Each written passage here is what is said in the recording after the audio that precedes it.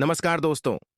आइए जानते हैं पश्चिम बंगाल की दिन भर की ताज़ा और बड़ी खबरें। वीडियो को लाइक कीजिए और अगर अभी तक आपने चैनल को सब्सक्राइब नहीं किया है तो जल्दी से सब्सक्राइब कर लीजिए। हाथियों का औलगेड़िया में उत्पात, कई कच्चे मकान तोड़े। झाड़ग्राम जिले के औलगेड़िया गांव में हाथियों के एक दल ने जमकर उत्पात मचाया। हाथियों ने गांव में घुसकर कई कच्चे मकानों को तोड़ दिया, जिससे ग्रामीणों में दहशत के साथ साथ वन विभाग के प्रति गहरा रोष भी देखा जा रहा है। जंगल से सटा हुआ यह गांव अक्सर हाथियों के आतंक का शिकार होता रहा है। कोर्ट ने सीबीआई से एक और नियुक्ति मामले में मांगी रिपोर्ट। कलकत्ता हाईकोर्ट के न्यायाधीश विश्वजीत बसु ने मंगलवार को एक मामले की सुनवाई के दौरान केंद्रीय जांच ब्यूरो सीबीआई से पूछा है कि क्या वर्क एजुकेशन और फिजिकल एजुकेशन के शिक्षकों के पदों पर नियुक्तियां भी बेची गई थीं।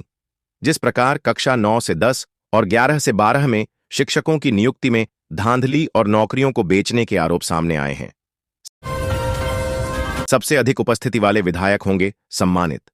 कोलकाता विधानसभा के मॉनसून सत्र के अंतिम दिन सदन में मुख्यमंत्री ममता बनर्जी पहुंची थीं। इस दिन उन्होंने सदन को संबोधित किया। इस दौरान विधायकों से समय पर सदन में आने की अपील की। उन्होंने सभी विधायकों से विधानसभा के हर सत्र में उपस्थित रहने को कहा है। घट रही जिराफों की लंबाई, पटना से लाई जा रही मादा जिराफ।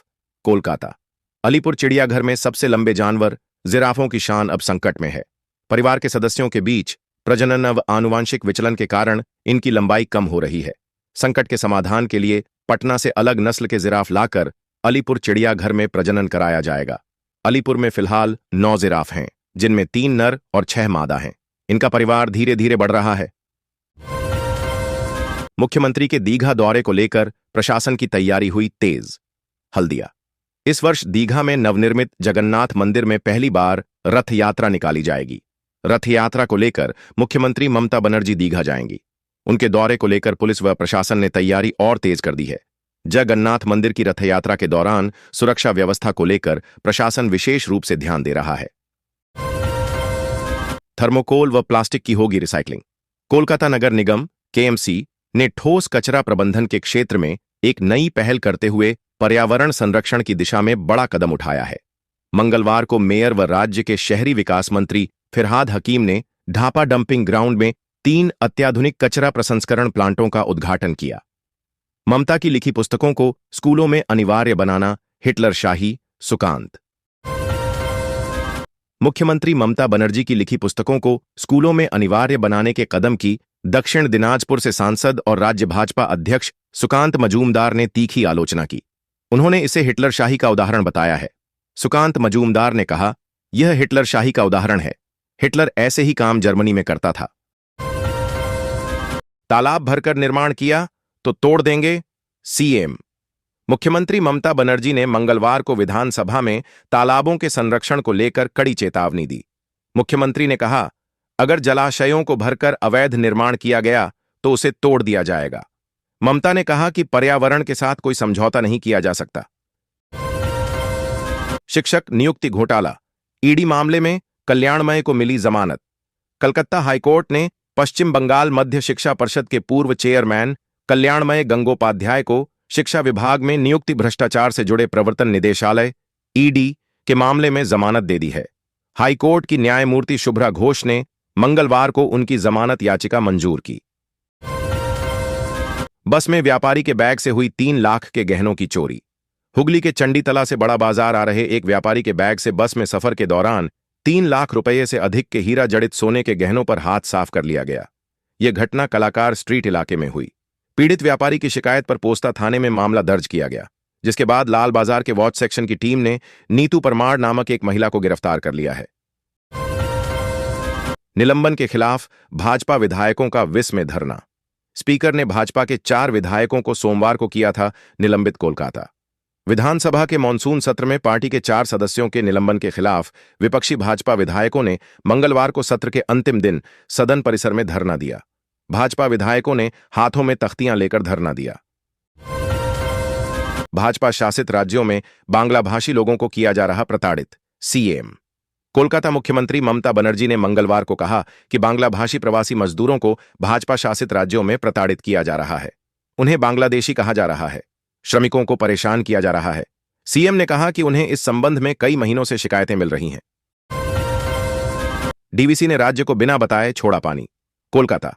विधानसभा के मॉनसून सत्र के आखिरी दिन मंगलवार को केंद्र सरकार के D water prevention and control pollution संशोधन कानून 2024 को अपनाने के संबंध में विधानसभा में एक प्रस्ताव पारित किया गया। सदन में राज्य वित्त व पर्यावरण राज्य मंत्री चंद्रिमा भट्टाचार्य ने इस प्रस्ताव को रखा। संशोधित land reforms and tenancy tribunal bill पारित। West Bengal land reforms and tenancy tribunal amendment bill 2025 मंगलवार को विधानसभा से पारित कर दिया गया। इसका उद्देश्य land reforms and tenancy tribunal न्यायाधिकरण की चयन समिति की संरचना को युक्तिसंगत बनाना और न्यायिक व प्रशासनिक पहलुओं के बीच संतुलन स्थापित करना है। हावड़ा स्टेशन के पास हथियार व कारतूस के साथ बिहार का आर्म्स सप्लायर अरेस्ट।